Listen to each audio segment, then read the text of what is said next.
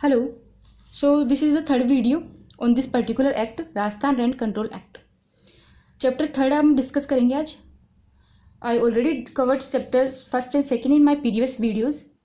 Okay, तो हमने section 7 तक कवर कर लिया था, प्लस सेक्शन 14 भी हो गया था, जो प्रोसीजर बोलता है सेक्शन 7 और 6 का. आज कवर करेंगे चैप्टर थर्ड, उसमें सेक्शन 8, 9 प्लस सेक्शन 15, वो बताता है सेक्शन 9 का प्रोसीजर. तो हम प्रोसीजर सबका साथ लेके चल रहे हैं. ओके, सो स्टार्ट करते हैं. पहला है सेक्शन 8. ये बोलता है लिमिटेड पीरियड टीनेंसी, मतलब टीनेंसी लिमिटेड पीरियड के लिए. अब सबसे इम्पोर्टेंट बात, ये सिर्फ रेजिडेंशियल पे अप्लाई होगा, मतलब कमर्शियल पर्पस के लिए जो टीनेंसी होगी उस पर ये अप्लाई नहीं होता है. दूसरी, लिमिटेड पीरियड कितना हो सकता है? मैक्सिमम 3 ईयर्स, 3 साल से ज़्यादा आप नहीं कर सकते limited period for residential purpose. अब लिमिटेड पीरियड टीनेंसी के लिए क्या करना होगा?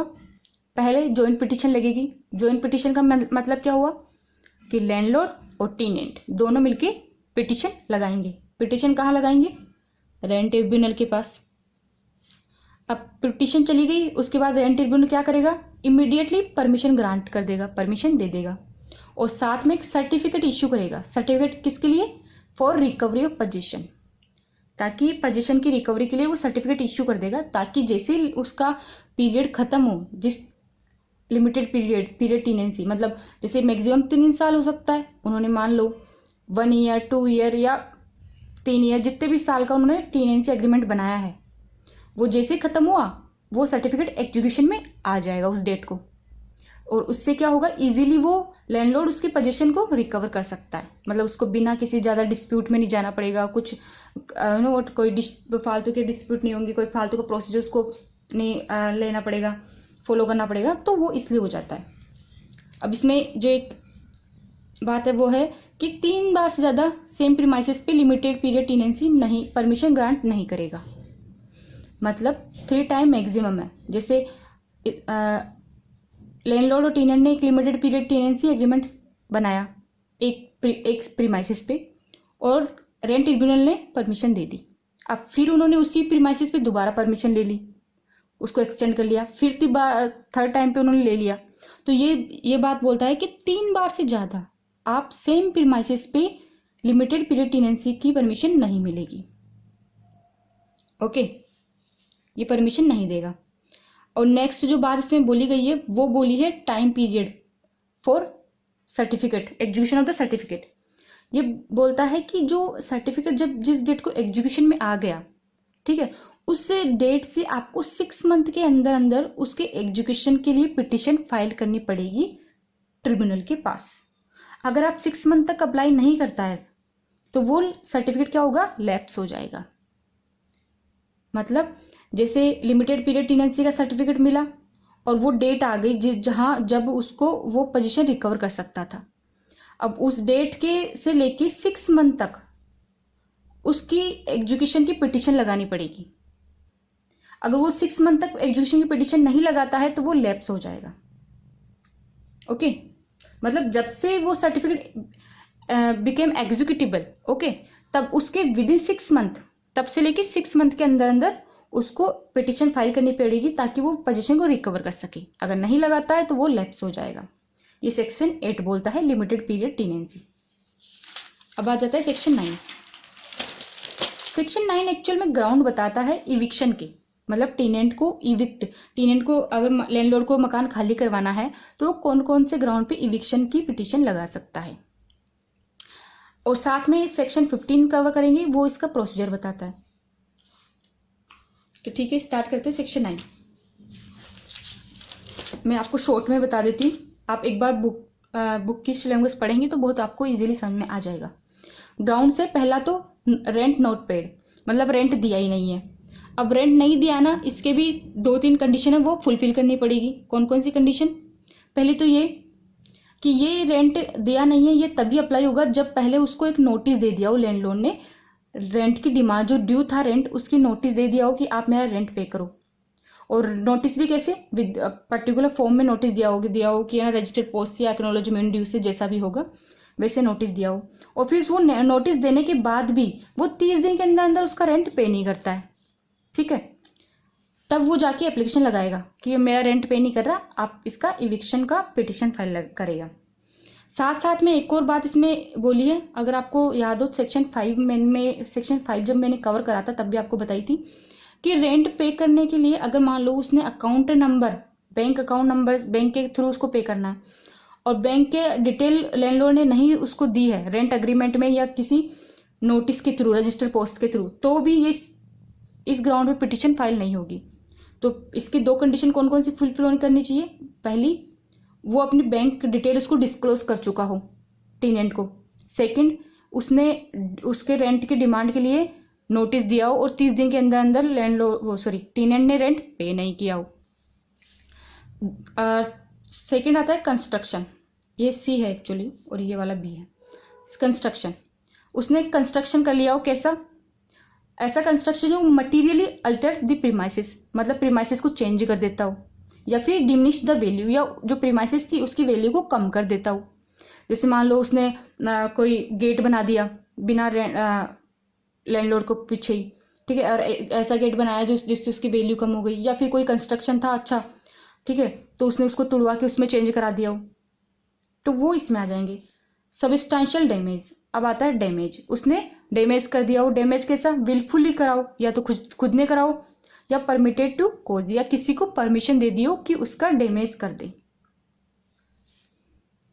थर्ड, न्यूसेंस और एक्ट इनकंसिस्टेंट, मतलब या तो न्यूसेंस क्रिएट कराओ या कोई ऐसी एक्ट करियो जो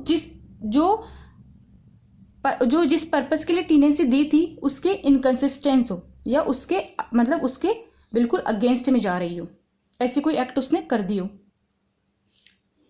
या फिर वो एक्ट क्या करती हो? अफेक्टेड एडवर्सली लैंडलॉर्ड इंटरेस्ट, जो लैंडलॉर्ड का इंटरेस्ट था उसको एडवर्सली अफेक्ट करती हो। असाइन, उसने असाइन कर दिया हो, सबलेट कर दिया हो, या पार्ट विद पोजीशन, या अपनी पोजीशन थी जिसको उसने छोड़ दिया और किसी और को पोजीशन दे दी हो। और ये उसने कैसा किया हो? Without return permission of the landlord, उसकी लैंडलॉर्ड की बिना रिटर्न परमिशन के उसने ऐसा किया हो। क्या क्या? असाइन कर दिया हो, किसी और को दे दिया हो, सबलेट मतलब कोई दूसरा टेनेंट रख लिया हो, टेनेंट नहीं, ठीक है, या फिर पार्ट विद द पोजीशन, या पोजीशन का पार्ट विद कर दिया, पोजीशन को, खुद की पोजीशन को त्याग दिया और किसी और को अपना हक दे दिया हो, पार्ट विद द पोजीशन। अब आता है tenant has renounce his character, मतलब टेनेंट ने अपना जो करेक्टर था एज ए टेनेंट वो ही छोड़ दिया हो, मतलब जैसे फॉर एग्जाम्पल टेनेंट बोल रहा हो कि मैं तो टेनेंट हूं ही नहीं।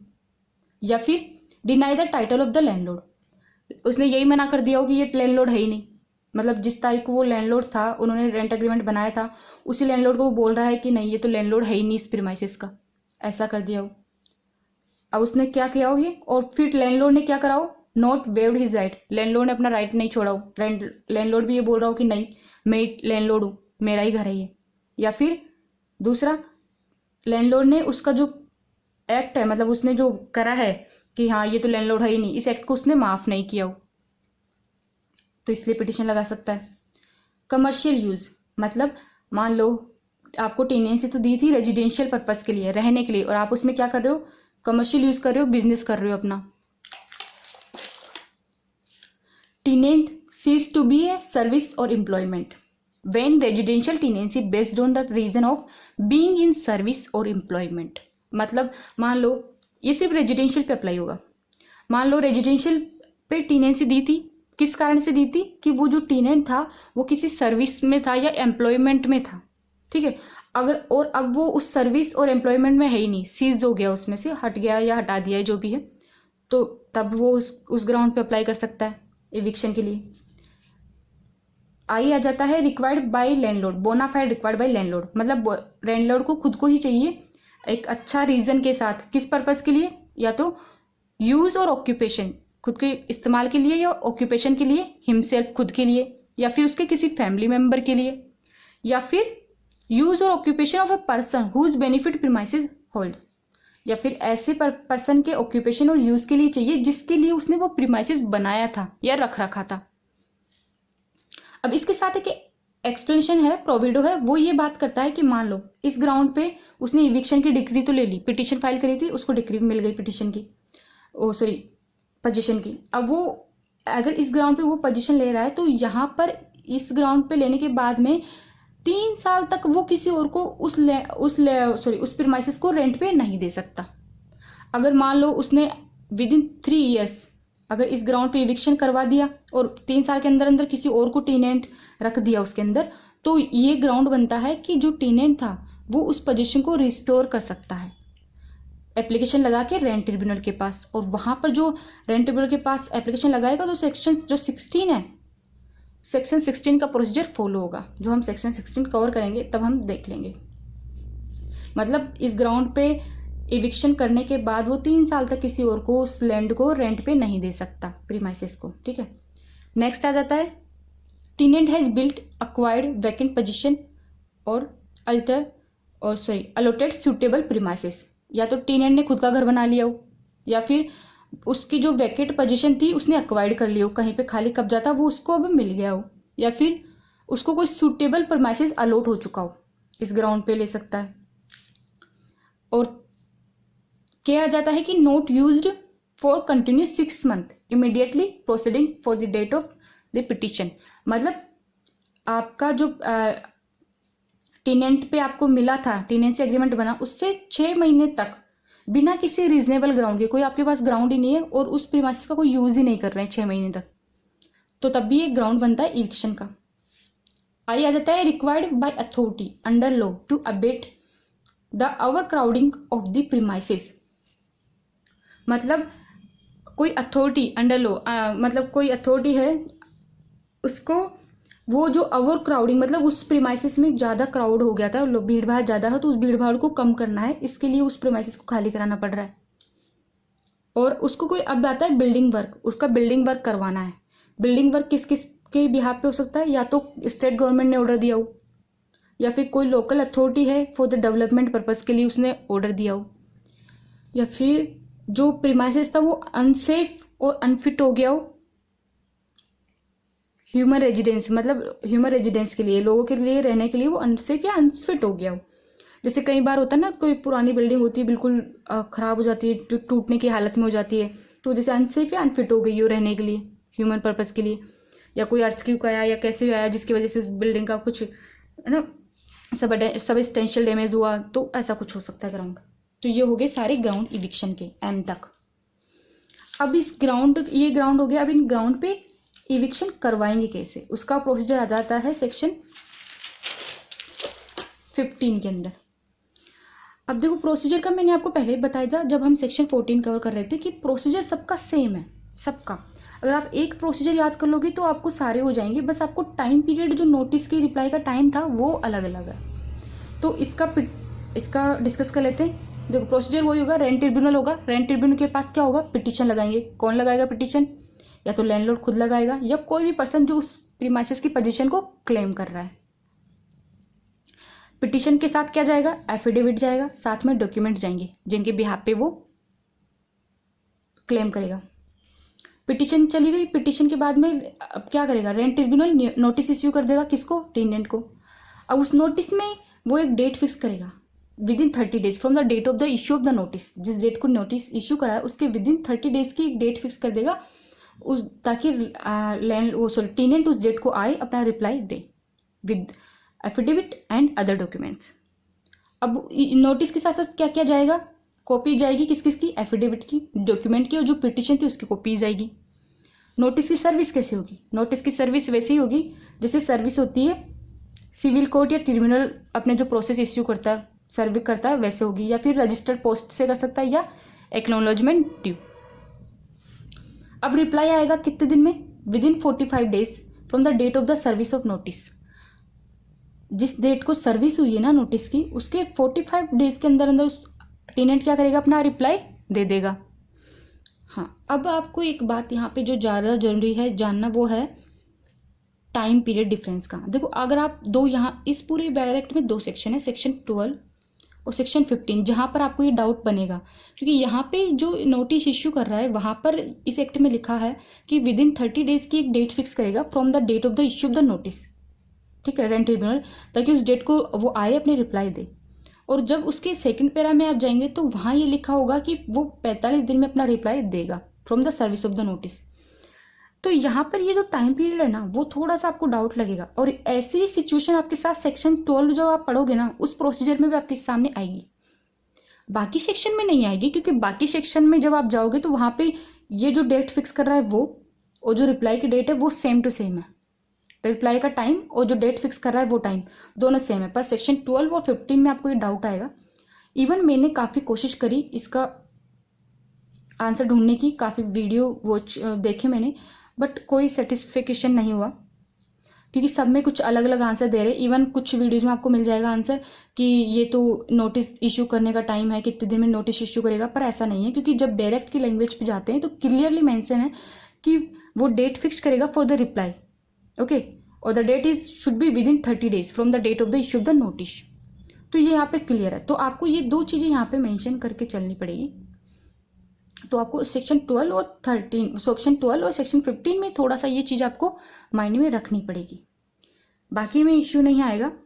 और बाकी तो प्रैक्टिकल चीज़ ये कैसे यूज़ करते पता नहीं, पर हाँ बुकिश लैंग्वेज में आपको ये डाउट आएगा ही आएगा, और इसका कोई आंसर भी आपको कहीं नहीं मिलेगा,